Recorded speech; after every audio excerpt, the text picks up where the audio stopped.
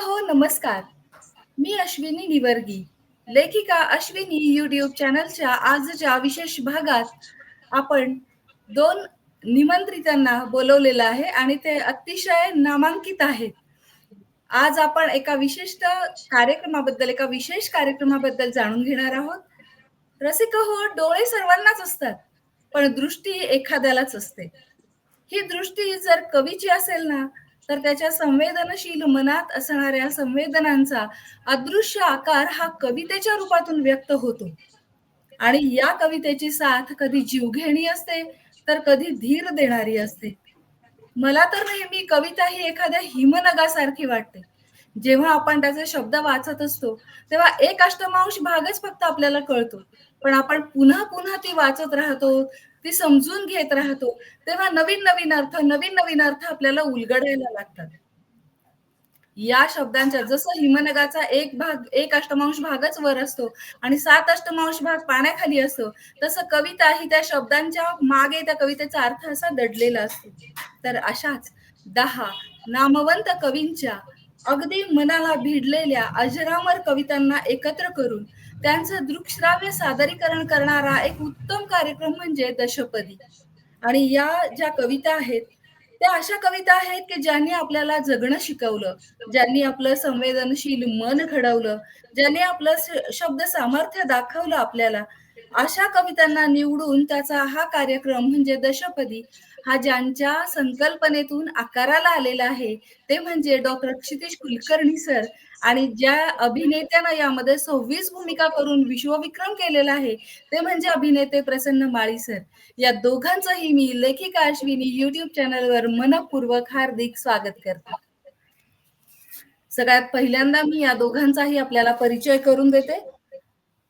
पहिल्यांदा मी परिचय करून देत आहे डॉक्टर क्षितिज कुलकर्णी सरांचा. डॉक्टर क्षितिज कुलकर्णी सर हे लेखक आहेत, नाटककार आहेत, दिग्दर्शक आहेत.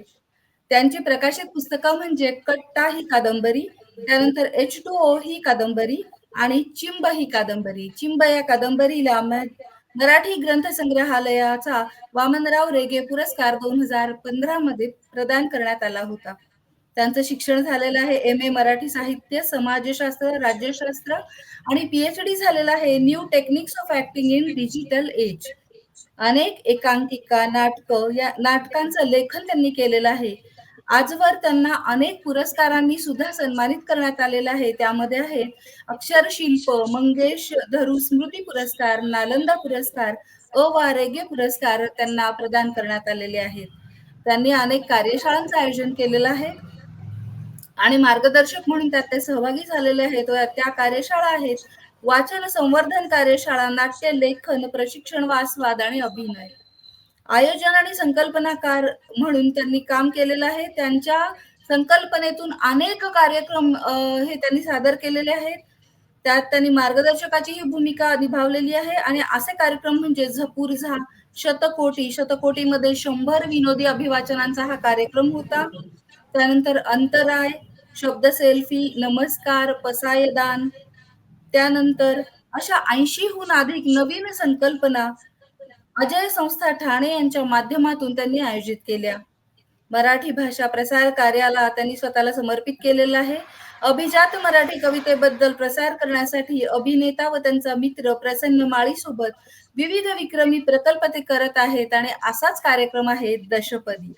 याशिवाय त्यांनी लिहिलेलं सहर्ष सविनय सादर या नाटकाचे तर प्रयोग सध्याही सुरू आहेत आणि त्यांची आगामी वेबमालिका आहे कल्याण जंक्शन.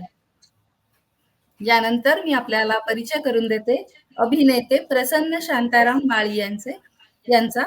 ते अभिनेते आहेत, नृत्य कलाकार आहेत आणि काव्यवाचकही आहेत. मुद्रण तंत्र शिक्षणात ते पदवीधर आहेत. म्हणजेच bachelor of engineering in printing technology हे त्यांचं शिक्षण आहे. याशिवाय त्यांना 2016 पासून ते 2025 पर्यंतचा 8 वर्षांचा अनुभव आहे. सध्या ते कोॲक्ट इम्प्रिंट्स प्रायव्हेट लिमिटेड यामध्ये बाइंडिंग सुपरवायझर म्हणून कार्यरत आहेत. 2020 पासून अजय संस्थेच्या सोबत अभिनेता व कार्यकारिणी सदस्य म्हणून ते कार्यरत आहेत आणि सध्या ते HR हेड आहेत. त्यांनाही अनेक पुरस्कारांनी सन्मानित करण्यात आलं आहे. उत्स्फूर्तता सर्जक पुरस्कार, नृत्य मयूर पुरस्कार, चेहरा सर्वोत्तम व्यक्तिमत्व 2020, अभिनय रत्न पुरस्कारही त्यांना प्रदान करण्यात आलेले आहेत. त्यांनी ज्यामध्ये अभिनय केलेला आहे अशी नाटके व एकांकिका म्हणजे अरिस्टॉटल दुणे अंबानी, सरबत, द बीट ऑफ बादल नगर, ही वाट दूर जाते आणि सहर्ष सविनय सादर इत्यादी. त्यांनी शॉर्ट फिल्म्स मध्येही काम केलेलं आहे. स्वप्न बीज या तावदानात युट्यूबवर याला 1 लाखापासून जास्त व्ह्यूज आलेले आहेत. अभिनेता म्हणून मराठी अभिजात कवितेवर आधारित दशपदी या प्रकल्पात 30हून अधिक भूमिका करून लवकरच विश्वविक्रमाची नोंदणी होत आहे. डॉक्टर क्षितिज कुलकर्णी यांच्यासोबत ते यामध्ये काम करत आहेत. आगामी कल्याण जंक्शन वेब सिरीज भयकथा शॉर्ट फिल्म यामध्ये त्यांच्या प्रमुख भूमिका आहेत.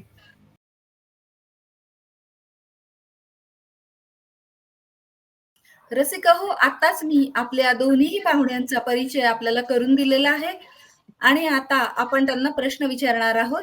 मी पहिला प्रश्न विचारते डॉक्टर क्षितिज कुलकर्णी सरांना, की सर आपण दशपदी हा जो कार्यक्रम आपण आपल्या कल्पनेतून आकाराला आलेला आहे, ज्याच्यामध्ये 10 नामवंत कवींच्या कवितांचं दृकश्राव्य सादरीकरण आहे. तर मला पहिल्यांदा सांगा, की ही संकल्पना तुम्हाला कशी किंवा असं का वाटलं तुम्हाला, की या अजरामर कवितांचं दृकश्राव्य स्वरूपामध्ये सादरीकरण करावं? अ,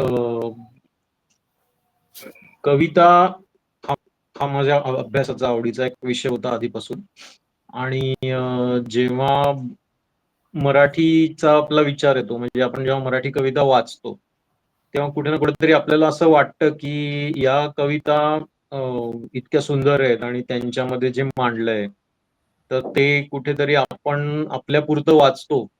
आणि कदाचित त्या काळामध्ये एवढी माध्यमं नव्हती, तर कवी स्वतःसाठी कविता लिहित होते किंवा सादरीकरण करण्यासाठी किंवा वाचण्यासाठी वगैरे.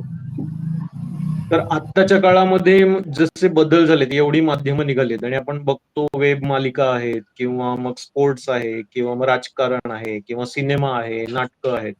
हे सगळं आणि व्हिडिओज हे प्रचंड प्रमाणात समोर येतंय आपल्या. आणि त्याच्यामध्ये बराचसा 80% भाग म्हणजे त्याचा काही उपयोग नाहीये, नुसतंच ते मनोरंजन आहे. तर आपल्या हातात एवढं वरदान आलंय माध्यमांचं आणि या वरदानाचा उपयोग बऱ्याच टाकाऊ गोष्टी दाखवण्यासाठी होतो, पण चांगल्या गोष्टी दाखवण्यासाठी केला तर काय होईल? असं माझ्या मनात तेव्हा आलं. आणि हे करण्यासाठी मग आपण स्वतः काही करू शकतो का? म्हणजे पहिलं पाऊल आपण टाकू शकतो का? हा विचार केला. आता कवितांचा विचार करताना मग असं दिसत होतं, की लोकं काव्य वाचन करतायत किंवा मग ते अशा निसर्गरम्य इमेजेस दाखवतात आणि बॅकग्राऊंडला आवाज चालू असतो. मग त्या पद्धतीने त्यांचं चालू असतं. तर याच्यापेक्षा वेगळ्या प्रकारे कविता तिचा आशय पोहोचवावा, मग काय करता येईल हे सगळं सुरू होतं. आणि मग त्यात कविता इतक्या जास्त आहेत, की मग कोणत्या कविता घ्यायच्या आणि त्यांचं नक्की काय करायचं? त्यामध्ये काही असा मार्ग दिसत नव्हता. पण साधारण या गेल्या वर्षीच्या मध्यावर कुठे ना कुठेतरी असं मनात आलं, की आपण म्हणजे आमच्या संस्थेचाच एक काव्य चित्रपट म्हणजे आम्ही काव्य चित्रपट अशी संकल्पना शब्दसेल्फी कार्यक्रमात ठेवतो, की एखाद्या कवितेचा आपल्याला जो अर्थ लागेल, तो दिग्दर्शक स्वतःच्या दृष्टिकोनातून ती मांडतो. तर तशी एक आमचा एक काव्य चित्रपट होता अरुण कोलटकरांचा, या तावदानातून कवितेवर. त्याला बरेच व्ह्यूज आले आणि त्यामध्ये खूप त्याला यश मिळालं आणि त्यात प्रसन्नची प्रमुख भूमिका होती. तर असंच एकदा मी तो बघत होतो आणि एकदम माझ्या मनात आलं, की आता इथे दिग्दर्शकाला स्वतःला जसं वाटलंय तसं त्यांनी ती कथा मांडली आणि प्रसन्नने ती खूप छान पोहोचवली आहे. तर मला वाटलं, की आपण समजा एखाद्या कवितेला आशयाला धरूनच पोहोचवलं आणि तसंच्या तसं आपण मांडायला घेतलं आणि प्रसन्न सारखा ॲक्टर त्यात आहे, तर ते काय होईल? मग यातून ते त्या कल्पनेला मुळं धरली आणि मग मी विचार करत गेलो. मग आपले जे प्रमुख मोठे-मोठे कवी आहेत, त्यांच्या कविता आहेत, अभिजात कविता आहेत, ज्यांचा अर्थ आजही आपण आजच्या काळाला लावू शकतो. अशा कवितांना मी वाचायला लागलो. मग त्यातल्या काही निवडून त्यावर आपण काम करूया का? असा विचार सुरू झाला. आणि मग ते साधारण जुलै-ऑगस्टच्या दरम्यान हे सगळं डोक्यात तयार झालं आणि मग मी प्रसन्नच्या कानावर घातलं, की "प्रसन्न आपल्याला हे असं करायचंय." आम्ही दोघं आधीपासून खूप चांगले मित्र होतो. आणि आम्ही शोधात होतो की काहीतरी मोठं करूया आपण ज्याचा सगळ्यांनाच उपयोग होईल. तर त्याला मी हे सांगितलं. तर त्याला पण ते आवडलं आणि एकदम एक विश्वास तयार झाला की आपण ह्याच्यातूनच काहीतरी करू शकतो. आणि मग त्यातून या दशपदीचा जन्म झाला आणि दशपदी ही कवी अनिलांची संकल्पना आहे. तर त्या संकल्पनेला आज थोडंसं विसरायला झालंय की 10 ओळींची कविता.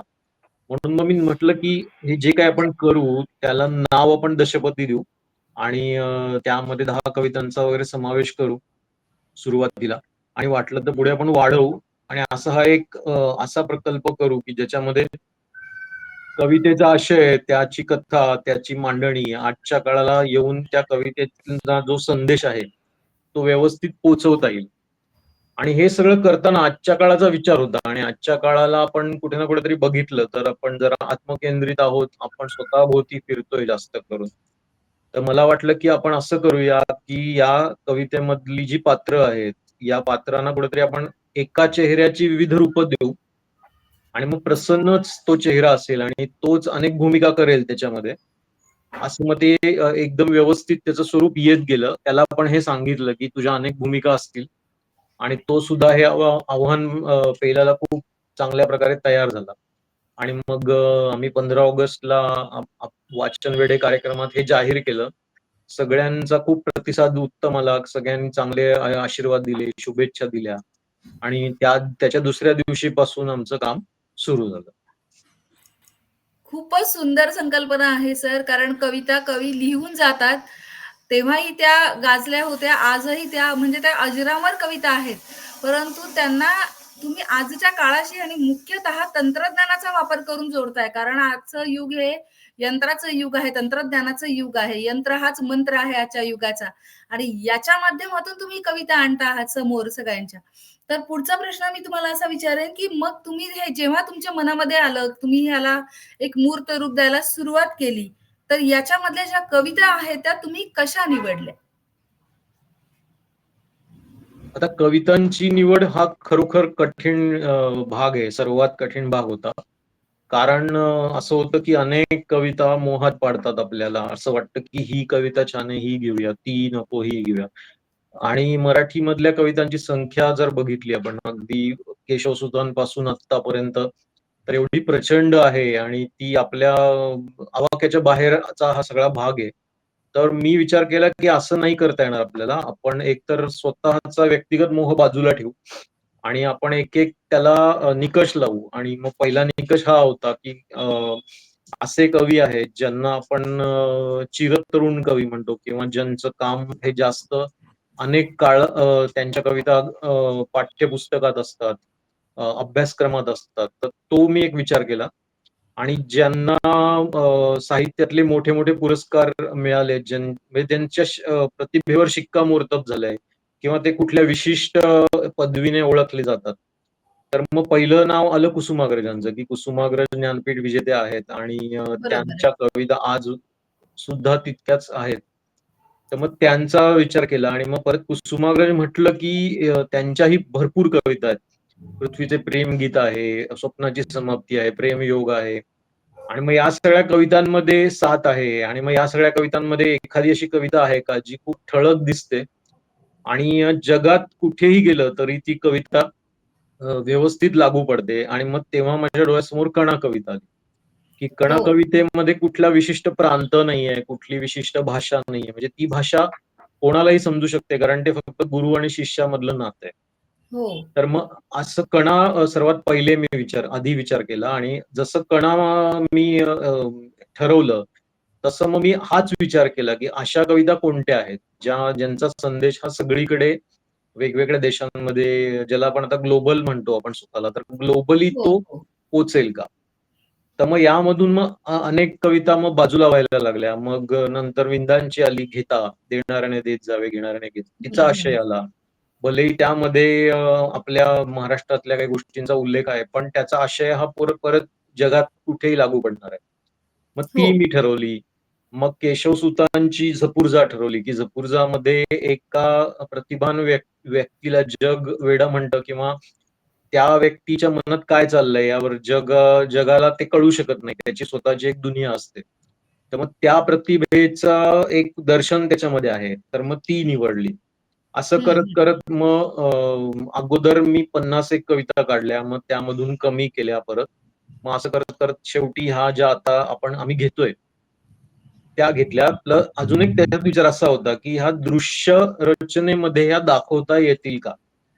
म्हणजे काही-काही कविता अशा आहेत, ज्या फक्त ऐकायला चांगल्या वाटतात. काही-काही आहेत, ज्या फक्त शांतपणे वाचायला चांगल्या वाटतात. पण हो. आपल्याला त्यांना दृश्यातनं पोहोचवायचंय आणि हं, एक हं. कलाकार ते पोहोचवणार आहे. तर तो पण निकष लावला आणि मग असे 2-3 निकष घेऊन मग अ, भरपूर विचार करून ते सगळं केलं.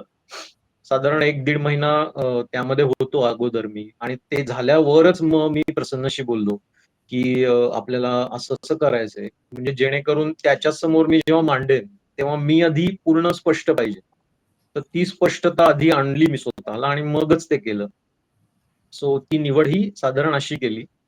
अच्छा. कुठेतरी मनावर दगड ठेवायला लागला, पण त्यातूनच चांगलं काहीतरी हाती लागणार होतं. सो ते करायलाच लागलं. अगदी बरोबर आहे. आपल्याला आवडणाऱ्या अनेक कविता असतात. परंतु मला वाटतं तुमच्यातल्या दिग्दर्शकांनी पहिल्यांदा हे बघितलं, की आपल्याला याला जे सादर करायचंय, तर सादरीकरणाच्या दृष्टीने कुठल्या कविता आपल्याला निवडता येतील. मग तुम्ही या कवितांना फक्त काही म्हणजे नुसतंच सादर करत नाहीयेत. म्हणजे कवी तर सगळेच आपापल्या कवितांचं सादरीकरण करतायत.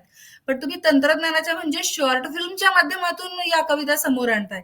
तर मग या कवितांना शॉर्ट फिल्मचं रूप देताना तुम्ही काय-काय केलं?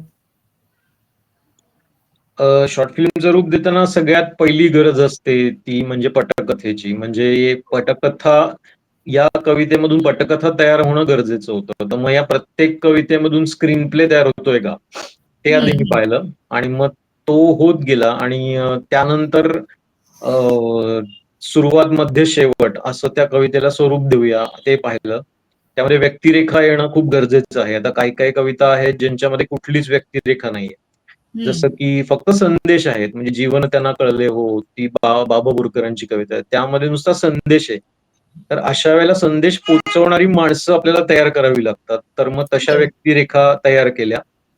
कणामध्ये तर व्यक्तिरेखा होत्या, पण त्यात सुद्धा मला वाटलं की सर स्वतः ती कविता मांडतायत. तर सरांपेक्षा तो विद्यार्थी महत्वाचा आहे. तर सरांची व्यक्तिरेखा ही पडद्यामागेच राहू दे. म्हणजे कॅमेराच ती व्यक्तिरेखा करेल आणि तो बरं. विद्यार्थीच दिसेल. तसा मग विचार केला. हं. म्हणजे दृश्य रचनेचा विचार केला, की किती जागी हे लागणार आहे, कोणत्या वेळी लागणार आहे, ह्यातून संदेश आजच्या काळात कसा पोहोचणार आहे. तो विचार केला व्यक्तिरेखांचा. पटकथा, मग व्यक्तिरेखा, त्यानंतर सुरुवात, मध्य, शेवट आणि मग तेवढ्या वेळामध्ये सुद्धा एक माणसाला एक पूर्ण चित्रपट म्हणजे समजा 10 मिनिटं आहे. म्हणजे काही कविता 4च मिनिटांच्या आहेत, काही 10 मिनिटाच्या आहेत, काही 11 12 मिनिटाच्या आहेत. पण असं वाटलं पाहिजे, की मी आता एक व्यवस्थित सलग पूर्ण अनुभव घेतला. मी एक चित्रपटच पाहिला की काय? असं हं, वाटावं हं, हा हं. विचार केला. आणि कलाकारावर तर माझा पूर्ण विश्वास होताच. त्यामुळे मी त्या दृष्टिकोनातून विचार केला नाही, की याला जमेल तेच करूया आपण. उलट हं, हं. काही ठिकाणी असं होतं, की त्याला कठीण गेलं, पण त्याने ते आव्हान स्वीकारलं होतं. त्यामुळे त्याच्या विश्वासावरच मी हे सगळं उभं केलं, की त्याची पटकथा, दृश्यरचना, सुरुवात, मध्य, शेवट आणि व्यक्तिरेखा आणि मांडणी हेच ठेवलं. अ, या गोष्टींचा वापर शॉर्ट फिल्ममध्ये बदल करताना मी केला. जेणेकरून मग ती कविता नुसतीच कविता राहत नाही, तर तिचं एक माध्यमांतर होतं, स्वरूप तिचं बदलतं. हो. तरीसुद्धा ते शब्द, त्या ओळी, त्यातला आशय हे सगळं तसंच अबाधित राहिलं पाहिजे. तर या 2 गोष्टींचा मेळ व्यवस्थित झाला पाहिजे. असा हं. तो म्हणजे पूर्ण बदलून टाकलं नाही मी. म्हणजे काही असं त्या ओळींना पुढे-मागे केलं नाही किंवा मग त्या ओळींवर काही प्रयोग केले नाहीत किंवा त्यातून मी वेगळ्या अर्थाचं काहीतरी जे सोपं मला वाटेल असं तयार केलं असं नाही. हं, त्या हं, हं. आशयाला मी घट्ट चिकटून राहिलो. हे त्याचं वेगळेपण आहे, की कुठे ना कुठेतरी आपल्याला त्यातनं जे सांगायचंय कविता तेच आपण दाखवतोय. सो ते पण एक बंधन पाळलं. म्हणजे शॉर्ट फिल्म या माध्यमाला धरून पण काही गोष्टी केल्या, पण कविता या माध्यमावर अन्याय होणार नाही, हे पण अगदी बघितलं. बरोबर आहे. हां. म्हणजे तुम्ही कवितेचा गाभा तसाच ठेवलेला आहे. कवितेचा अर्थ, आशय हा सुद्धा तसाच येईल असाच प्रयत्न केलेला आहे. फक्त माध्यम बदललेलं आहे आणि या दुसऱ्या तंत्रज्ञानाच्या माध्यमातून तुम्ही ते सादरीकरण करताय. म्हणजे ते तंत्रज्ञानासाठी सध्याची जी पिढी आहे ती तंत्रज्ञानाला अगदी वाहून घेतलेली पिढी आहे. तर तंत्रज्ञानाच्याच माध्यमातून पण या जुन्या कविता पण नव्या पिढीसमोर तुम्ही ठेवत आहात. यामध्ये नवी पिढी तर सामील होईलच, सहभागी होईलच, पण ज्या रसिकांना या जुन्या कविता सुद्धा आवडतात, पुन्हा पुन्हा वाचायला आवडतात, पाठ आहेत कित्येक जणांना तर या कविता, त्यांना सुद्धा हा प्रयोग नक्कीच खूप आवडेल. आता मी येते अभिनेत्याकडे. तुम्ही तुमच्या नावावर अनेक नाटकं आहेत, एकांकिका आहेत आणि सर एवढ्या कौतुकानं सांगतायत, तुम्ही निश्चित एक चांगलेच अभिनेते आहात, सुप्रसिद्ध अभिनेते आहात. मला तुम्हाला असं विचारायचं की एकाच प्रयोगात एकाच वेळेला तुम्ही 26 भूमिका करताय. तर हे करणं तुमच्यासाठी किती आव्हानात्मक होतं? सर्वप्रथम आव्हान तर होतच, कारण एकदम असं 26 भूमिका म्हटल्यावर मी खुशही झालो आणि एका साईडला असा विचार आला, प्रश्न पडला की 26 भूमिका वगैरे वगैरे वगैरे. पण एक विश्वास होता क्षितिजवर, डिरेक्टरच्या दृष्टीने आणि मैत्रीच्या दृष्टीने. कारण जेव्हा जेव्हा आम्ही कामं केली तेव्हा ती व्यवस्थितरित्या झाली, व्यवस्थित यशस्वी झाली. म्हणून त्या विश्वासाने एक ऊर्जा निर्माण झाली की बाबा नाही, मी करू शकतो. कारण माझ्यासोबत जी व्यक्ती आहे ती कुठे ना कुठे माझ्यातलं ते जे स्किल आहे अभिनेत्याचं, ते बघूनच ती शोधून काढेल प्रत्येक भूमिकेतल्या बारीक सारीक गोष्टी ज्या आम्ही आतापर्यंत करत आलो किंवा आता ही प्रोसेस चालू आहे आमची. तर ते आव्हान सुरुवातीला मी याच्या आधी पण एकांकिका केल्या आहेत किंवा नाटक वगैरे केलंय. तर एकच भूमिका करायचो शक्यतो. एकापेक्षा जास्त मला आठवत नाही कधी केल्या आहेत. पण हे असं एक आव्हान होतं की 26 भूमिका. मग एकापेक्षा जास्त आहे. तर ते तेव्हा मला आवडलंही, कारण 26 भूमिका म्हणजे नक्कीच काहीतरी वेगवेगळं असणार प्रत्येक ह्याच्यात. तुम्हाला तुमचा अभिनय दाखवायला भरपूर वाव आहे या हो कार्यक्रमामध्ये. हो हो हो हो. कारण तोच विचार मला आला. राहतंय ते सारखं बदलतं आहे. हो हो हो. तोच विचार मला आला आणि मग बाबा वेगळं वेगळं प्रत्येक याच्यात काही ना काहीतरी वेगळं असणार. काहीतरी वेगळं किंवा आणखीन चांगलं काहीतरी जे आतापर्यंत मी करत आलोय त्याच्या व्यतिरिक्त वेगळं. तो हा एक म्हणजे सुखद धक्का किंवा आनंददायक धक्का असं मी म्हणेन, जो क्षितिजने मला दिला जेव्हा मला त्यांनी सांगितलं आणि मला जेव्हा कळलं की 26 भूमिका आहे. आणि जसं आम्ही सुरुवात केली प्रत्येक गोष्टीला, तर त्यात सगळ्यात पहिले तर आम्ही संवाद करायचो कवितेवर की कविता नक्की काय आहे. जसं आपण आता बोलत होतो की कवितेचा आशय. तर हो. तो पहिले मला समजवायचा की कविता बाबा कशी आहे, काय आहे. कारण कविता समजून घेणं हे एक पण माझ्यासाठी आव्हान होतं. कारण जर ती समजली नाही तर मी त्याच्यावर मग काम कसं करणार. हो ना. सगळ्यात पहिले आव्हान हे होतं की प्रत्येक कविता, ज्या ज्या कवितात मी काम करत आलोय, आता करेन, पुढेही करेन. तर ती कविता पहिले समजून घेणे, त्याच्याकडून त्या कवितेचा मूळ अर्थ काय आहे, आशय काय आहे, तो समजून घेणे. तो समजल्यानंतर मग बाबा त्याच्यात किती पात्र आहेत, पात्र नसतील तर मग काय करावं लागेल. मग पात्र आहेत तर मग ते सादर कसे करायचे, त्यांना समजून कसं घ्यायचं, समजलं तर उतरवायचं कसं आपल्या देहबोलीतून समोर ते सादर कसं करायचं. ही बरेच प्रश्न, बरेच आव्हानं समोर आली. पण त्या वेळेस तेव्हा तेव्हा मी क्षितिजशी बोलत होतो आणि बोलताना संवाद असा होता आमचा की बोलता बोलता आम्हाला बऱ्याच गोष्टी सुचायच्या. तर आम्ही त्या करून बघायचो. कधी कधी काय व्हायचं की करायचो तेव्हा सुचायच्या. मग करत असताना जर काही एक्स्ट्रा मी जास्त केलं तर मग त्याच्याकडून मला यायचं की बाबा हे आणखीन असं करता येईल, ते आणखीन असं. तर ती आव्हानं करता करता पण बरीच आणखीन येत गेली. काही त्याच्यातून नवीन सापडत गेलं, काही नवीन आपसुकच ते निर्माण व्हायचं. जे आम्ही दोघांनी पण विचार नव्हता केला, पण ते असं असायचं की अरे अरे हे होऊ शकतं, हे वेगळं काहीतरी आहे. तर अशी ही आव्हानं समोर आली आणि त्या वेळेस आम्ही ते डिस्कस करत गेलो, बोलत गेलो. आमचा विश्वास एकमेकांवर होता खूप चांगला की जेणेकरून त्या विश्वासावरच आमचा संवाद व्हायचा आणि आमचं ट्युनिंग खूप चांगलं असल्यामुळे आम्हाला पटकन ते कळायचं की बाबा मला अभिनेता म्हणून डिरेक्टरला काय बोलायचं आणि डिरेक्टरला नक्की काय सांगायचं. अगदी बरोबर आहे. ते खूप चांगल्या पद्धतीने कळत गेलं त्या वेळेस ती प्रोसेस करताना. ती आव्हाने पेलताना किंवा तो जेव्हा जेव्हा जसं जसं सांगायचा मला, तर हं. खूप मजा यायची.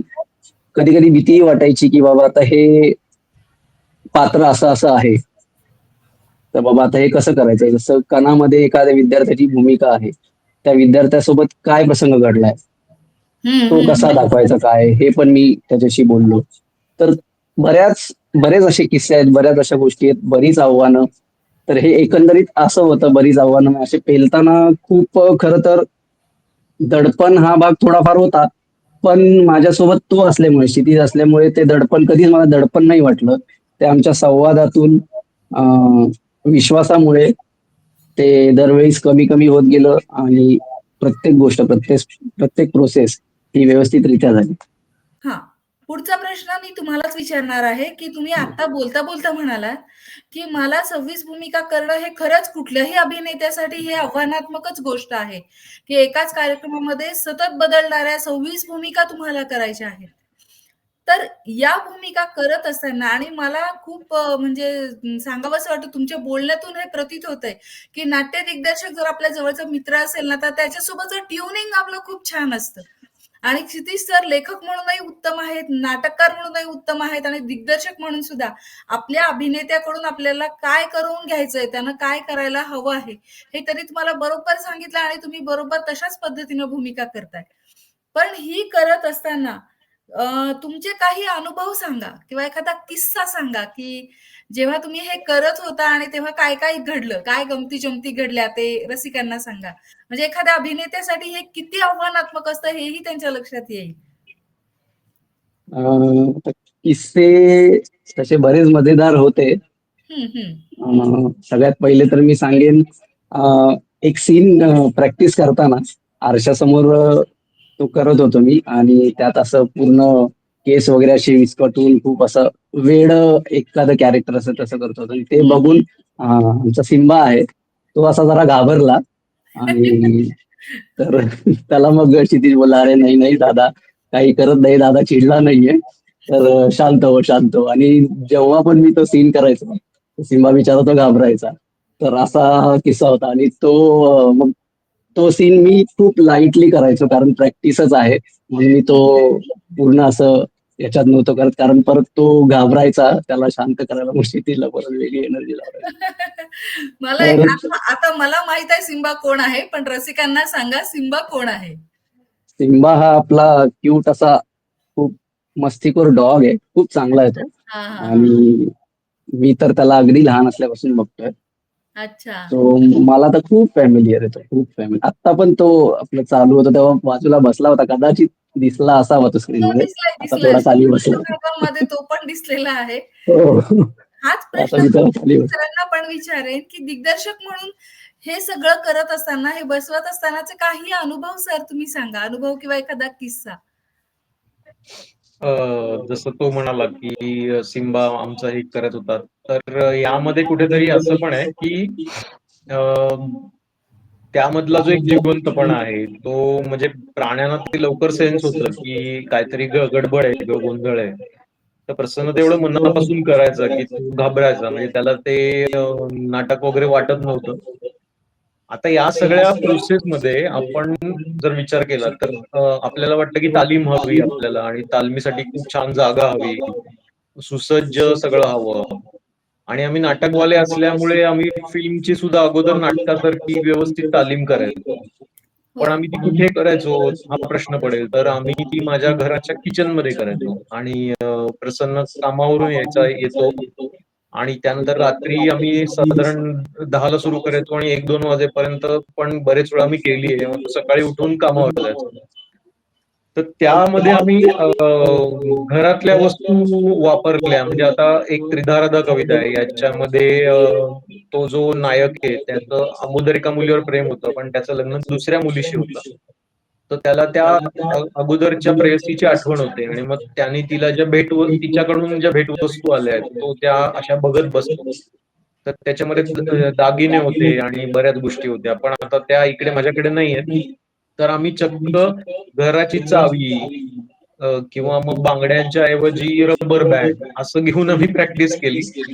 आणि त्याने पण ते खूप छान इमॅजिन केलं की हे माझ्या हातातली दागिने हा दागिना आहे, याच्यामध्ये मला एवढं हळूवार व्हायचंय, त्या गोष्टीकडे बघायचंय. म्हणजे यामध्ये त्यांनी कुठेच असं केलं नाही की अरे हे कशाला, अरे ते कशाला.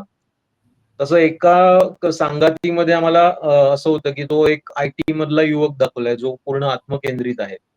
आणि अच्छा. तो गावातून शहरात येतो आणि शहरात आल्यावर तो पूर्ण आपलं विसरून जातो सगळं. आणि तो या आयुष्यात रमतो, म्हणजे त्याची व्यसनं सुरू होतात, खरेदीचं वेड लागतं त्याला वगैरे सगळं जे आजच्या मुलांमध्ये आहे. आणि मग त्याच्या घरात श्रीकृष्णांची एक मूर्ती आहे आणि त्या मूर्तीमधले जे श्रीकृष्ण आहेत ते सगळं बघतायत आणि डोक्याला हात लावतात आणि कल्पना आम्ही तशी केली होती.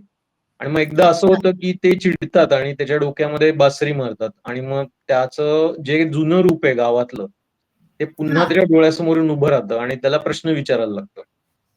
तर हे जुनं रूप पण तोच होता प्रसन्न आणि नवीन पण तोच होता. तर मग ते करताना खूप मजा आली. कारण आम्ही अगदी अगोदर त्याचं जे शहरी रूप आहे त्याचं सगळं शूटिंग, त्याची सगळी तयारी केली. आणि मग त्याचं व्यवस्थित की एवढ्या फ्रेममध्ये हा दिसणार आहे, मग एवढ्या फ्रेममध्ये तो दिसणार आहे. मग याच्या रिएक्शन, त्याच्या रिएक्शन. मग जो दुसरं रूप आहे त्याच्या रिएक्शन अगोदर मी द्यायचो. मग ते आम्ही बसवून घेतल्या. मग अगोदर ते सगळं केलं.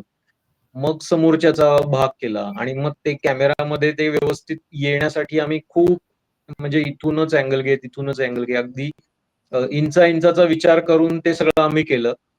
तर हे सगळं दाखवणं आणि विशेष म्हणजे ह्याचं एका दिवसातच पूर्ण शूट झालं आमचं.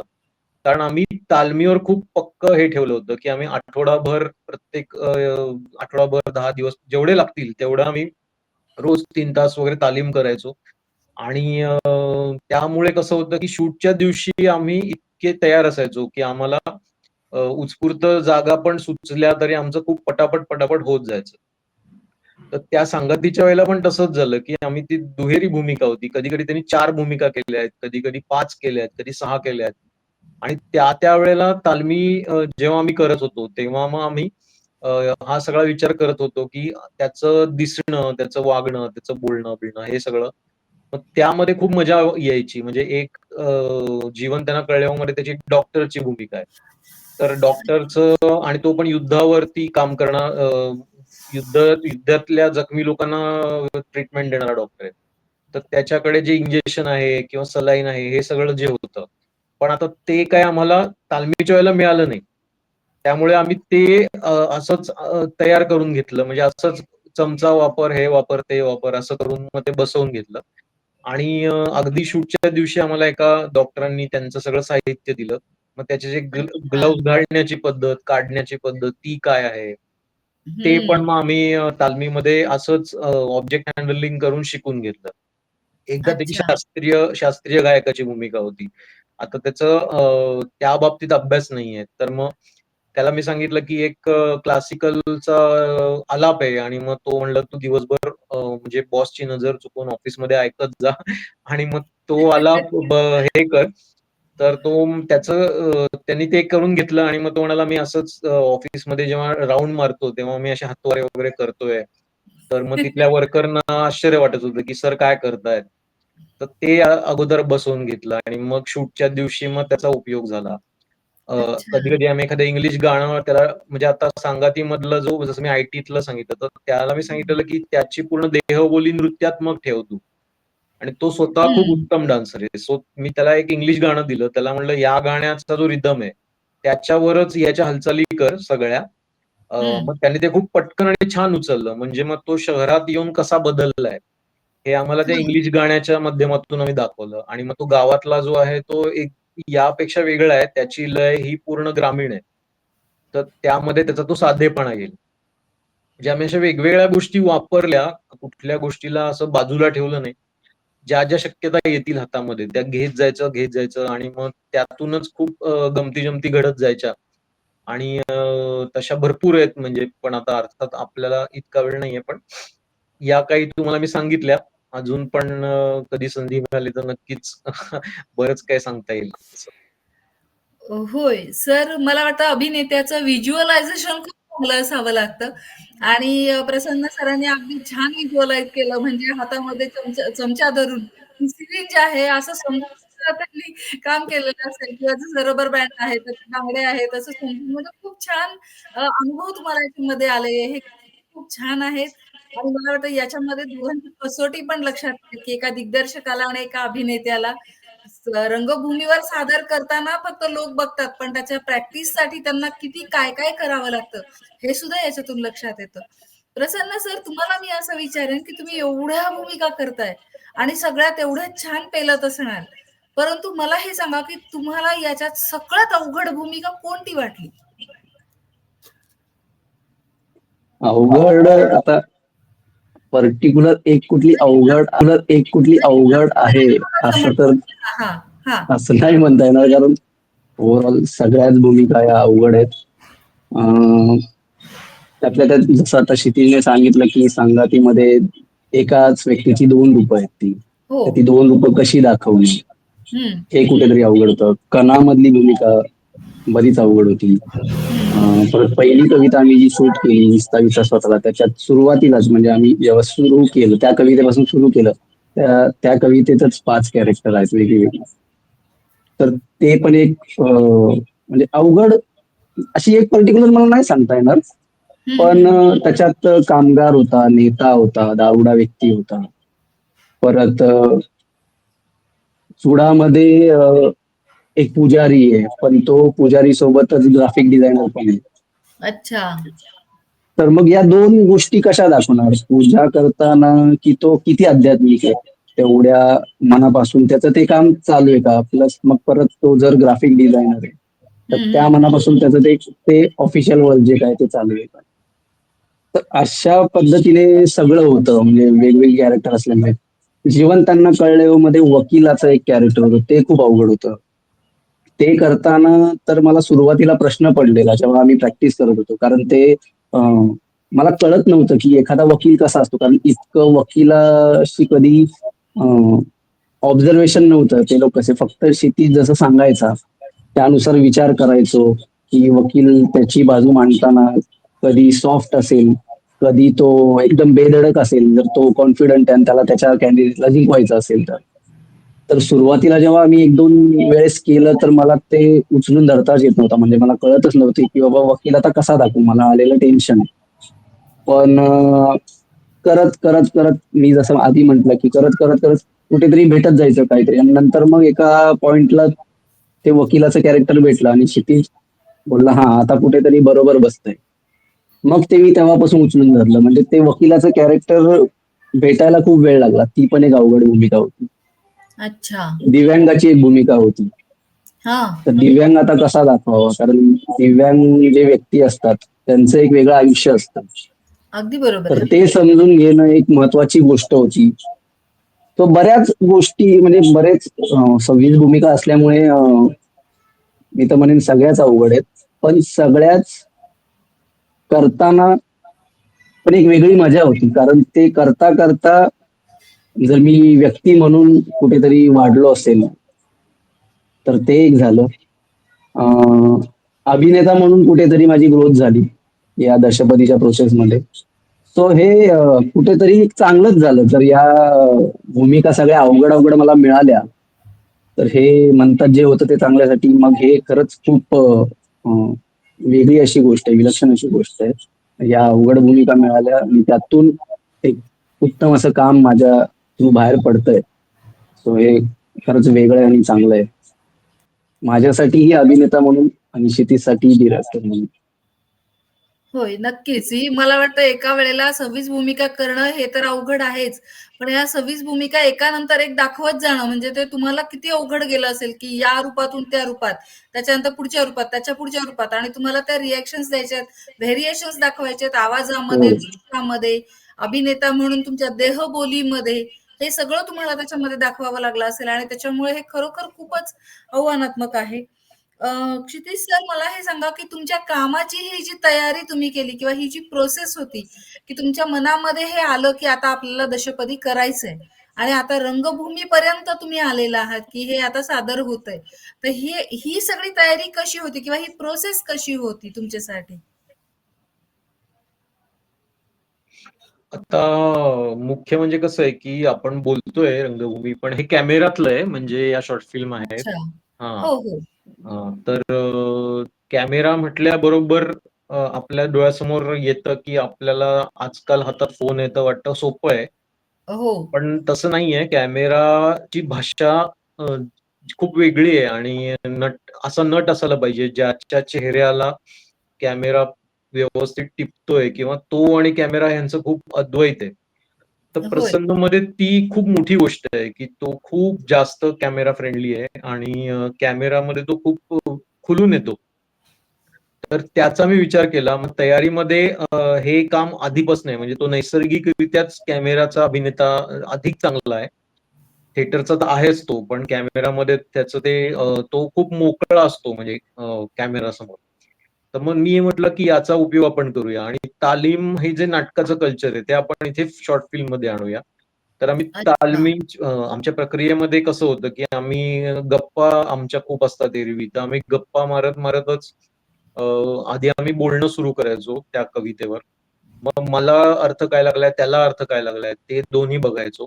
त्यानंतर त्या कवितेची जी गोष्ट आहे, कथा आहे, ती मी त्याला सांगायचो. मग त्यानंतर पात्र सांगायचो. मग हे सगळं आमचं रोज थोडं-थोडं करूया असं करत जायचो आम्ही. त्यानंतर मग अ, दृश्य रचना केलेली असेल, तर मग दृश्यांवरनं आम्ही आधी सगळं ते तयार करत जायचो आणि त्यानंतर मग कवितेच्या ओळी घेऊन मग त्या दृश्यांना अजून काय त्याच्यामध्ये वेगळं करता येईल, हे बघायचो. याच्यामध्ये आम्ही अनेक मेथड वापरल्या. म्हणजे कधी उत्स्फूर्तता वापरली, कधी आम्ही काही मेथड ॲक्टिंगचे प्रकार वापरले. म्हणजे जसं की आमची "विचता विचता स्वतःला" पहिलीच कविता होती, नारायण सुर्वेंची. तर या कवितेमध्ये कामगाराची व्यक्तिरेखा आहे आणि कामगार तो असा आहे, की जो 70च्या दशकातला आहे आणि त्याला कुठे ना कुठेतरी अ, त्याचं जे एक जगणं आहे ते यांत्रिक झालंय. त्याला भविष्याबद्दल काही आशा नाहीये. तो वैतागलेला आहे, पूर्ण पिचलेला आहे तो. आणि प्रसन्न नावाप्रमाणे प्रसन्न आहे. म्हणजे तो सतत आनंदीच असतो. त्याला कधीच तुम्ही रागवलेलं वगैरे बघणार नाही. खूप हॅपी आहे तो आणि आयुष्याबद्दल सकारात्मक आहे आणि ही भूमिका त्याच्या अगदी विरुद्ध आहे. उलट आहे, विरुद्ध आहे. हां. बरोबर आहे. आणि मग काय करायचं? तर मी म्हटलं कॅमेराशी तुझं नातं अद्वैताचं आहे. तर तुझे हं. डोळे हे खूप बोलले पाहिजेत. कारण कॅमेरामध्ये डोळे सर्वात महत्त्वाचे आहेत आणि त्याच्या डोळ्यांनी 50% अभिनय हा त्याच्या डोळ्यांनी केलाय. तर मग त्या हं, हं, हं. कामगाराचं जे पूर्ण म्हटलं तो असा आहे, त्याचे खांदे असे असतील, त्याची मान अशी असेल, त्याची चालण्याची पद्धत अशी असेल. मग आम्ही सुरुवातीला फक्त काही दिवस चालणं आणि येऊन त्या खुर्चीत बसणं. अच्छा. त्याची तालीम केली आणि त्याची पूर्ण बॉडी लँग्वेज येण्यासाठी मी त्याच्या डोक्यावर आधी हात ठेवायचो. मग म्हणायचो, "आता हे तुझं डोकं नाही, हे कामगाराचं डोकं आहे. या डोक्यामध्ये हं. काही खूप विचार नाहीयेत, हुशारी नाहीये, चातुर्य नाहीये. फक्त एक रोजचा दिवस ढकलायचा, असं चाललंय." हं. मग त्याचे खांदे असे असतील, मग त्याच्या खांद्यांना हात लावायचो, मग त्याच्या पायांना हात लावायचो. मी त्याचं पूर्ण ते शरीर आणि मग तो खूप पटापट बदलत जायचा. अच्छा. ही पद्धत वापरली. मग तो तसं चालायला लागला. मग तो समोर बसायला लागला. आणि मग त्यात आम्ही बुद्धिबळाचं रूपक घेतलंय, की बुद्धिबळ खेळतोय सामान्य माणूस आणि कधी त्याच्यासमोर नेता येऊन त्याला खेळवायला खेळू नको सांगतोय. कधी एखादा शास्त्री आहे, कधी एखादा व्यसनी आहे. तर मग हं. या कवितेत आम्ही असं केलं, की त्याची आधी कामगाराची भूमिका तयार करताना बाकीच्या ज्या 4 भूमिका आहेत, त्या मी करायचो. आणि मग अच्छा. मीच त्याच्यासमोर बसून ते करायचो. मग त्यानंतर मी परत दुसऱ्या जागी बसायचो आणि तो त्या भूमिका तयार करायचा. तसं आम्ही केलं. मग कधी फोनवर ट्रायल शूट वगैरे आम्ही फार कमी केलं. आम्ही हाच विश्वास ठेवला, की कॅमेराचं माध्यम आहे हे त्याला खूप जवळचं आहे.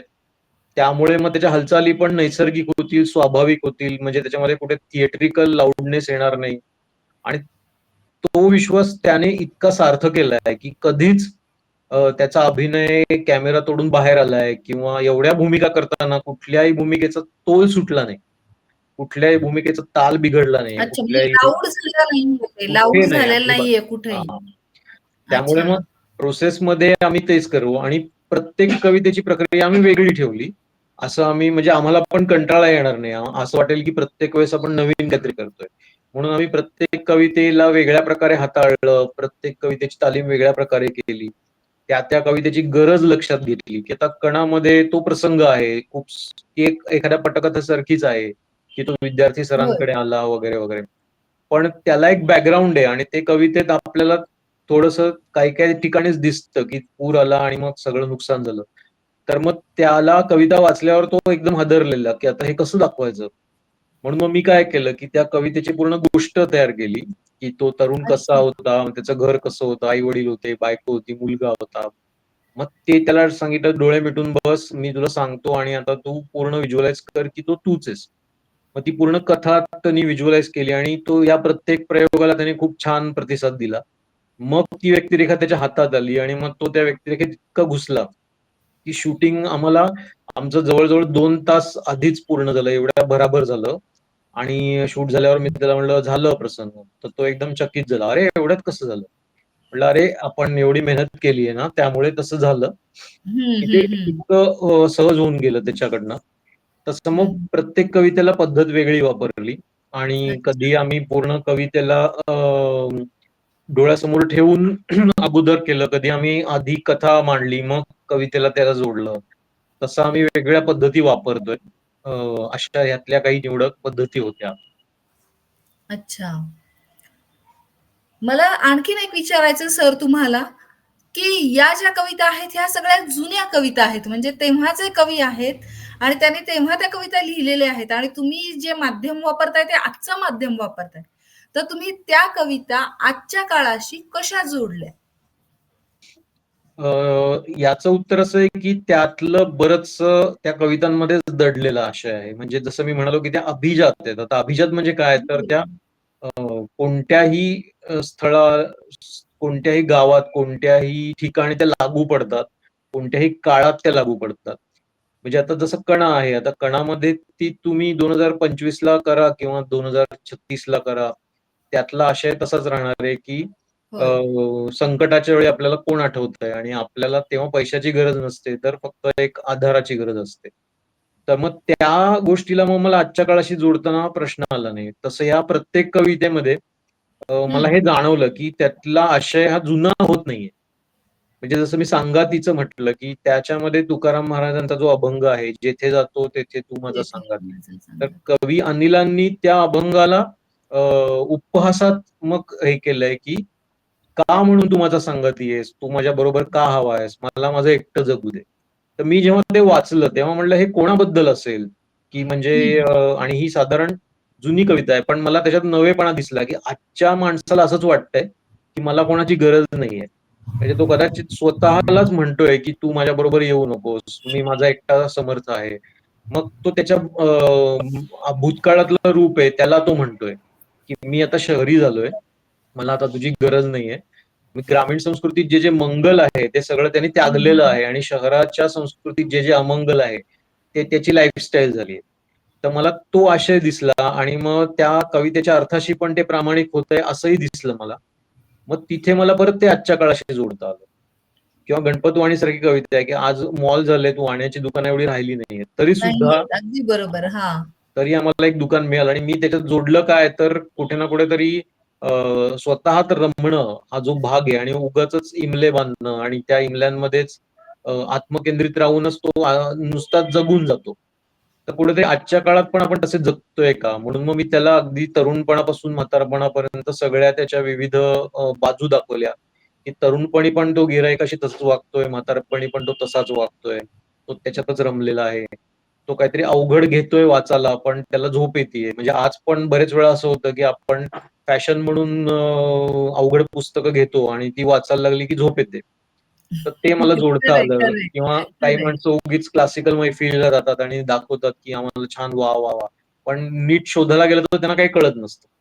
तर हं. तशा गोष्टी पण त्या आजच्या काळाशी जोडता आल्या. तर मला वाटतं या प्रत्येक कवितेमध्येच ते सगळं लपलेलं आहे, की हे आजच्या काळाशी आपल्याला जोडता येईल.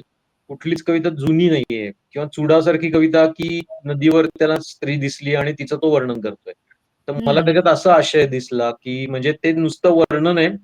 ते असं आहे, की त्याने नुसतं लांबून पाहिलंय आणि त्याच्या दृष्टिकोनातून त्याला जे दिसलं, ते हं, सत्य हं. असेल असं नाहीये. ती एक कल्पना आहे. मग मी तसं दाखवलं, की हा जो मुलगा आहे, हा एक भिक्षुक आहे आणि तो ग्राफिक डिझायनर पण आहे आणि एक दिवस त्याला भेळेच्या कागदामध्ये ती कविता मिळते आणि ती वाचतोय तो आणि त्याच्या समोर एक कपल राहतंय. त्या कपलमधली अच्छा. जी मुलगी आहे, त्या मुलीला हं, तो तिची कल्पना करतोय आणि तो त्या कपलचं एक चित्र रंगवतो, की हे असं-असं, असे-असे असतील वगैरे. पण हं, हं, हं. वास्तवामध्ये त्यांचं ब्रेकअप होतंय आणि मग त्याला लक्षात येतं, की कुठेतरी कल्पना आणि वास्तव मधला फरक काय आहे? तर मग तो आशय थोडासा पुढे नेऊन आजच्या काळाशी जोडला. असं कधी-कधी झालंय, की थोडा आशय पुढे न्यावा लागतो. पण 90% तर असं आहे, की त्या कवितेमध्येच ते सगळं लपलेलं आहे आणि हं, त्याला हं, आपल्याला हं. आजच्या काळाशी जोडतं आणि मला तरुण पिढीला हेच सांगायचंय, की तुम्ही नुसतेच आजच्या ह्याच्यात धावताय, पण कुठेतरी जुन्या काही गोष्टी आहेत ज्या आउटडेटेड नाहीयेत. तुम्हाला तसं व्हिज्युअलाइज केलं पाहिजे. तुम्हाला त्याच्याशी जोडून घेतलं पाहिजे. ते आपली मुळं आहेत ती, आपले रूट्स आहेत. तर त्या मुळांकडे आपल्याला परत जाता यायला हवं, जेणेकरून कुठेतरी आजच्या जगामध्ये जी अस्थिरता आहे, ती अस्थिरतेतून जर बाहेर पडायचंय, तर आपल्याला काही अभिजात गोष्टींकडेच जावं लागेल. ते पोहोचवण्यासाठी हा प्रयोग मी मुख्यत्वे करतोय. आणि त्यामुळे मला तशाच कविता पण मला निवडताना पण मी तोच विचार केला, की त्या जुन्या नसल्या पाहिजेत. म्हणजे जरी त्या वाटतात जुन्या, की आता जपूरजा कविता तर खूप जुनी आहे. पण होय. आज त्याच्यात आम्ही इन्स्पेक्टरची व्यक्तिरेखा घेतली, की एक इन्स्पेक्टर आहे आणि तो कवी पण आहे. तर त्याच्या मनात ड्युटी आणि त्याचं कवी असणं यातला जो क्लॅश आहे आणि होय. जग त्याला त्या गोष्टीत जज करण्याचा प्रयत्न करतं. हं, आज पण हं, आपण हं. तेच करतो. आपण पटकन जज करतो किंवा आपण मल्टीटास्किंग म्हणतोय, पण आपल्याला त्याच्यात आपली जगच कुठेतरी ठरवत असतं, की हा चांगला आहे, हा वाईट आहे. तर मग हे मला केशवसुतांच्या कवितेत आज पण लागू पडतंय असं वाटलं, की प्रतिभावंत माणसांना लोकं समजून घेऊ शकत नाहीत. त्यांच्या आतमध्ये जी एक दुनिया आहे, त्या दुनियेला लोकं कळून घेत नाहीत. तर तिथे परत तेच झालं, की मला 2024-25 शी सुद्धा ती कविता जोडता आली आणि हे प्रसन्नला पण खूप छान कळत गेलंय. त्यामुळे तो त्या गोष्टीशी खूप पटकन कनेक्ट होत गेला. म्हणजे त्याची विचार करण्याची पद्धतच अशी आहे, की तो खूप व्यवस्थित विचार, खूप स्वच्छ विचार करतो तो, की उगीच तो हं, मनात हं, काही हं. तयार करून घेत नाही त्या गोष्टीमधून. त्याचा पण आम्हाला खूप फायदा झाला. म्हणजे कुठेतरी आम्ही दोघांनी मिळून हे केलंय. म्हणजे मी एकटा दिग्दर्शक आहे असं नाही वाटत मला. म्हणून मी नाव देताना संकल्पना आणि सर्जन असं दिलंय. हं, हं, हं. दिग्दर्शन मी असं म्हणत नाहीये. तर मला वाटतं कारण अच्छा. 50-50% आमचं दोघांचं काम आहे हे ह्याच्यामध्ये, हं, हं. की त्याला जर हे सगळं एवढं स्पष्ट कळलं नसतं, तर मला हे अशक्य होतं. म्हणजे नुसतंच तो पण या गोष्टीमध्ये तितकाच सहभागी आहे. म्हणून ते आजच्या काळाशी जोडता आलंय. म्हणजे तो या काळातला आहे, तर त्याला त्या कवितेला त्याच्या अभिनयातून या काळात व्यवस्थित जोडता आलंय, असं मला वाटतं. खूपच छान. एकतर कविताच अजरामर आहेत. कवितेमध्येच एवढी ताकद आहे, की ती तेव्हाच्याही काळाला लागू पडते, आजच्याही काळात त्या लागू पडतात आणि त्यात तुम्ही तुमची कल्पकता आणि माध्यमाचा वापर असं दोन्ही करून याला दृकश्राव्य माध्यमातून तुम्ही सादर करताय. शेवटचा प्रश्न तुम्हाला दोघांनाही आहे. क्षितिज सरांना हा प्रश्न आहे विचारते मी पहिल्यांदा, की दिग्दर्शक म्हणून तुम्ही हे आव्हान कसं पेलताय? एक दिग्दर्शक म्हणून तुम्हाला म्हणजे कशा पद्धतीने हे आव्हान तुम्ही पेलत आहात? जसं मी म्हणालो, की मी दिग्दर्शक म्हणून नाही बघत आहे. मी परत स्वतःला विद्यार्थी म्हणून बघतोय. म्हणजे मी काय करतोय यावेळेस दशपदीमध्ये आम्ही दोघांनी असं ठरवलंय, की आपला जो अनुभव आहे वगैरे तो सगळा बाजूला ठेवायचा, की आपण काय केलंय आधी, कसं केलंय वगैरे आणि त्याला पूर्ण बाजूला ठेवून नवीन आपण करतोय अशा पद्धतीने ते करत जायचं आणि त्यामध्ये प्रत्येक गोष्टीला एक कुतूहल आणि प्रयोग आणि आशय या 3 गोष्टी एकत्र करून काम करत जायचं.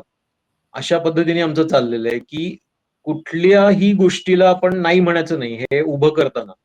आणि असं नाही, की आपल्याला खूप बिग बजेट करायचंय आणि असं पण नाही, की आपल्याला अगदी स्मॉल बजेट करायचंय. आपल्याला त्या गोष्टी तिथे-तिथे जोडून घ्यायच्या आहेत आणि कुठेतरी डोक्यात असं कुठलं तयार चौकटी करायच्या नाहीयेत, की हे मला अमुक अच्छा. पद्धतीने मांडायचंय, ह्याचं दिग्दर्शन म्हणजे इथून तू चालत ये, इथे बघ वगैरे असं करायचं नाहीये. त्यामधला नैसर्गिकपणा जेवढा वापरता येईल आपल्याला, तसं एक मोकळं राहायचं, फ्लेक्सिबल राहायचं, स्वतःला पूर्ण वेगवेगळ्या साच्यामध्ये ढाळत ढाळत राहायचं. असं आम्ही ते आव्हान मी दिग्दर्शक म्हणून करतोय आणि माझ्या कलाकारावर पूर्ण विश्वास टाकतोय. अर्ध दिग्दर्शन तेच आहे.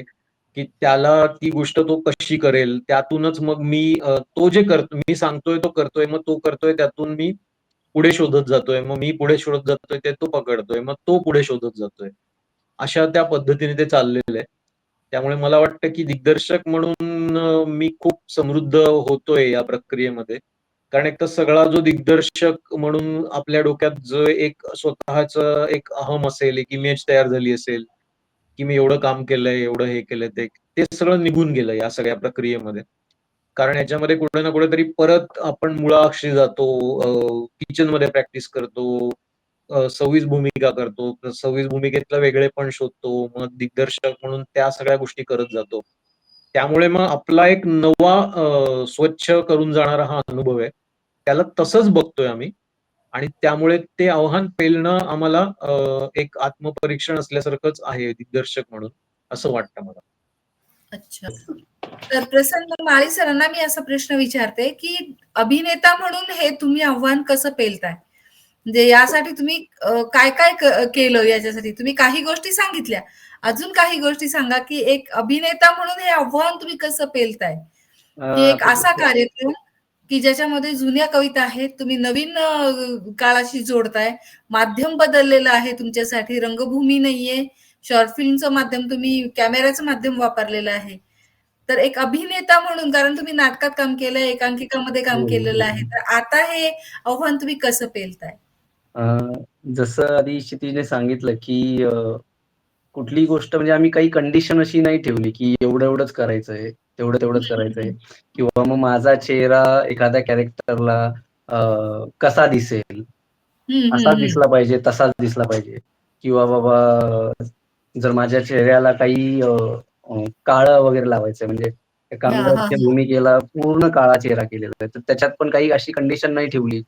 ते पण आव्हान घेतलं, ठीक आहे. हं, ते हं, हं. कॅरेक्टर तसं आहे. सो ते करणं आणि ते केलंच पाहिजे. तेव्हा ते तसं उतरेल. ते एक झालं. हं. त्याच्यानंतर कणामधला एक म्हणजे जो विद्यार्थ्याचं जे आहे, ज्या प्रकारची हं, त्याची हं. अवस्था दाखवली म्हणजे कवितेच्या अर्थानुसार. हं. तर तिथे पण असं काही कंडिशन वगैरे नाही ठेवली, की मग ते कपडे जर खराब आहेत, तर ते कसे दिसतील. कॅमेऱ्यात बाबा कॅमेरा व्यवस्थित अगदी बारीक-सारीक गोष्टी टिपतो. तर यार नाही टिकतो. मला ते जमणार नाही किंवा अशा हं, काहीच हं. कंडिशन आम्ही ठेवल्या नाही. जे अ, डिरेक्टरला हवं होतं, हं, कवितेच्या हं, हं. आशयानुसार, ते तो मला सांगत गेला. ते मी एक्सेप्ट करत गेलो. अ, तेच आव्हान खरं तर होतं, की जे समोर येईल, त्याला नाही म्हणायचा प्रश्नच येत नव्हता. कारण जर आपण कलाकार आहोत आणि आपल्याला एक बरोबर आहे. भूमिका येतीये, तर त्या भूमिकेमध्ये महत्त्वाच्या गोष्टी काय आहेत? ती भूमिका तशी दाखवायला. त्या करणं हे भागच आहे. त्यासाठी त्या स्वीकार करणं आधी महत्त्वाचं आहे. सो अगदी कुठेही अशी बरोबर आहे. काही अट वगैरे कसलीही ठेवली नाही, काही कंडिशन हं, ठेवली हं, नाही. हं, जे हं. त्याला हवं होतं ॲज अ डिरेक्टर म्हणून माझ्याकडून, हं, हं, ते मी हं. त्या-त्यावेळेस देत गेलो आणि त्यातूनच या सगळ्या जेवढ्या आत्तापर्यंत कविता झाल्या आहेत, त्या तशा समोर आल्या, शूट झाल्या, व्यवस्थित आता समोर सादर होतील. सो एकंदरीत असं ते आव्हान होतं, जे आम्ही पेलत गेलो प्रत्येक कविते जेव्हा सुरू व्हायची कविता, एक झाली की दुसरी, दुसरी आली की तिसरी. हं, हं, हं. तर ते आपसुकच जसं मी आधी बोललो, की मला ते कुतूहल असायचं. आता परत काय, नवीन काय, नवीन काय? सो नवीन काय? अगदी म्हणजे बरोबर आहे. हां, मी कधी असा काही विचार नव्हता ठेवला, की एवढंच करूयात आपण, तेवढंच करूयात. उलट बाबा आउट ऑफ द बॉक्स जाऊन आणखीन काही करता येतंय का त्या कॅरेक्टरला धरून? हा विचार नेहमी असायचा दोघांच्याही डोक्यात आणि हं, हं, त्यानुसारच हं. आम्ही ते करत गेलो आणि सगळं आत्तापर्यंत व्यवस्थित सुखरूपरित्या व्यवस्थित चालू आहे.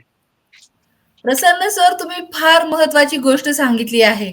आपण बघतो बघा, हिंदी चित्रपटामध्ये नायिकेला कॅन्सर झालेला असतो, तरी सुद्धा ती प्रत्येक फ्रेममध्ये अतिशय सुंदर दिसेल, याची काळजी घेतलेली असते आणि तसं तुम्ही केलेलं नाहीये. तर एक अभिनेता हो, म्हणून तुम्ही हे आव्हान स्वीकारलत, की मला जर कामगार दिसायचंय, तर मी प्रसन्न माळी नाहीये, तर मी एक कामगार आहे. मग बरोबर. माझा चेहरा कितीही सुंदर असला, आकर्षक असला, तर मी तसा नाही दिसणार.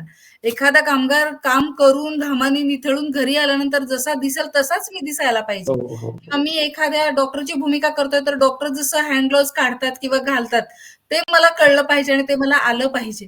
तर ही खूप महत्वाची गोष्ट आहे एखाद्या प्रत्येक अभिनेत्यासाठी, की तुम्हाला कलाकार म्हणून तुम्ही किती छान दिसताय हे महत्वाचं नसतं, तर त्या भूमिकेत तुम्ही सूट करताय की नाही काम आणि कसं त्याच्यासाठी करतोय. तुम्ही काय करताय, कसं काम करताय, त्या बरोबर. भूमिकेत तुम्ही किती परफेक्ट फिट बसताय हे सगळ्यात महत्वाचं असतं. हो. मी रसिका हो, आपण हा शेवटचा प्रश्न होता. दशपदीच्या सर्व कार्यक्रमांसाठी होणाऱ्या या सादरीकरणासाठी प्रत्येक प्रयोगासाठी आपण या दोघांनाही भरपूर शुभेच्छा देऊया. मी क्षितिज कुलकर्णी सरांचा नंबर डिस्क्रिप्शन बॉक्समध्ये देते आहे. ज्यांना ज्यांना दशपदीचा कार्यक्रम आपल्या महाविद्यालयात किंवा आपल्या गावात व्हावा असं वाटत असेल, त्यांनी क्षितिज कुलकर्णी सरांना नक्की संपर्क साधावा. या दोघांनाही भरपूर शुभेच्छा देऊया. डॉक्टर क्षितिज कुलकर्णी सर आणि हे नाट्य दिग्दर्शक, नाटककार, लेखक आणि सुप्रसिद्ध अभिनेते प्रसन्न माळी सर आज आपल्या लेखिका अश्विनी YouTube चॅनलवर आले. त्यांनी आपल्याला खूप सारा वेळ दिला आणि या कार्यक्रमासाठीची त्यांची तयारी, त्यांच्या मनात असलेली कल्पना आणि त्यांनी त्याच्यावर आतापर्यंत घेतलेली मेहनत, त्यामध्ये घडलेले किस्से, हे सगळं काही त्यांनी आपल्याला सांगितलं. त्यांना या पुढील प्रयोगासाठी आणि सर्व प्रयोगांसाठी आपण भरपूर शुभेच्छा देऊया आणि या ठिकाणी थांबूया. धन्यवाद.